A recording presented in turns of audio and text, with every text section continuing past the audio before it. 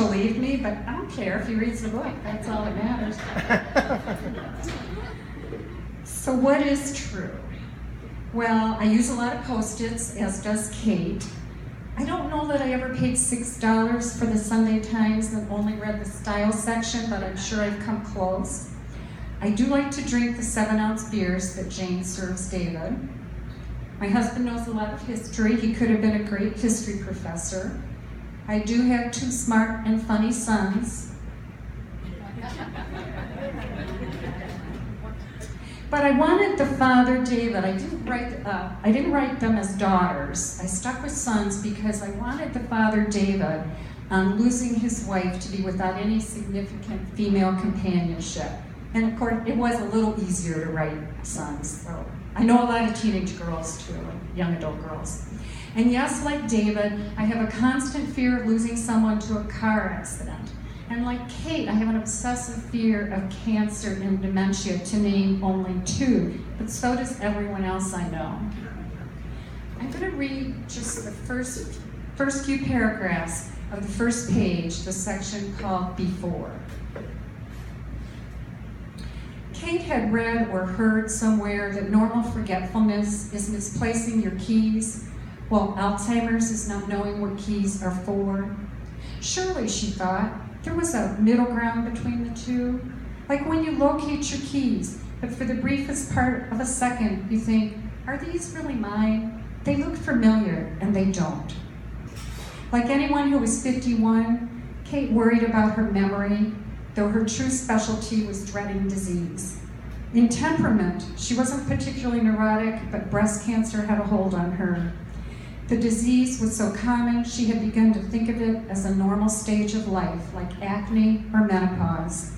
And for as long as she could remember, she had paid attention to the risk factors.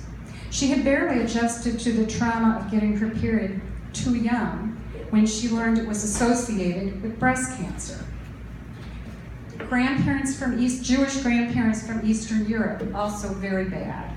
Delayed childbearing, sensible, but also very bad. Moist earwax, she told her disbelieving husband. I don't know if it's on the current list, but it was mentioned once when I was a teenager. And you remembered it. Hey, as we used to say, it's not paranoia if they really are after you. By the way, the most frequent question people have asked about this book is how long did it take? Which I find interesting, that there's this driving need to know the timetable. At first it felt like they were asking me how much money I earn or how many heads of cattle I have. But then I decided, what else can you ask about a book you've never heard of and haven't read yet? So I'm going to tell you.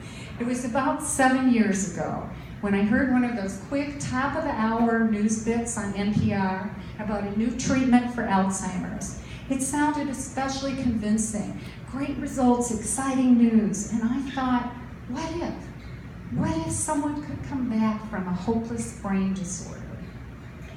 As a psychologist, I'd seen people with major depression, bipolar, or schizophrenia improve drastically. But they were always there. Even when they were ill, they were always still the person. What if a person was very lost and came back? Like those wonderful old movies where someone long thought dead returns from a shipwreck just after their spouse has given up and married someone else. By the way, if you're a sucker for those movies, there's a family movie night towards the end of the book that you're really gonna like. One of the fun things about writing is you get to voice pet peeves, real or imagined. I chose in this story to write mostly in the close third person of the husband, David. I decided that he thinks that women confide too much in each other rather than that men should confide more. That people hug too much and a certain number of days should elapse between hugs. A friend just asked if enough days had elapsed before she hugged me. He's observed a pet peeve he thinks women have about sex, and though he isn't entirely certain, it's something that he practices. This is from the first time he and Jane make love. David didn't compliment Jane's body or speak at all. In college, a girlfriend had praised him for not talking. Why do men do a whole narration thing? It's like they think we're making porn. It makes me self-conscious. I don't know if other women react the same way, but even if I'm really into it, the minute there's a comment, it's a turn-on. Certainly Kate had never suggested he talk more. When friends complained about their wives losing momentum during sex, David would want to say, "Try not talking. Trust me, women want talking without sex and sex without talking." But he worried he would sound smug, so he kept his mouth shut then too. When I began to write this story, I knew the setup, but I certainly didn't know how the characters would solve their various problems. This quote is courtesy of Susan Ramsey, but it was written by Terry Pratchett, and I was so happy to find it. Terry Pratchett, the author, says, "The first draft is just you telling yourself a story." Doesn't that take the pressure off? I would add that some writers know the story, just need to get it written, while others write to find out more. In writing about ordinary people, as I did, one hopes to make them interesting despite the lack of murderers and sociopaths. It was comforting to know that John Updike said, "The purpose of writing can be to give the mundane its beautiful due." I want to needlepoint that. I just think that's great. Most people's lives are without villains. Our villains are luck, illness, circumstance, differentness, loss, poverty. Can you tell a story without villains? How do good people handle terrible luck? Character-driven fiction, which is how we define literary fiction, it needs plot along with character, though maybe not a cliffhanger at every chapter end. But it also needs ideas. The themes revealed themselves to me along with the plot.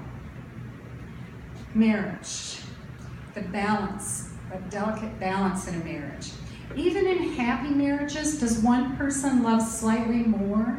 Does David move from being the one who loves more to now being subtly having the upper hand? Cue the dishwasher loading scene. Do all of you have your own dishwasher loading scene?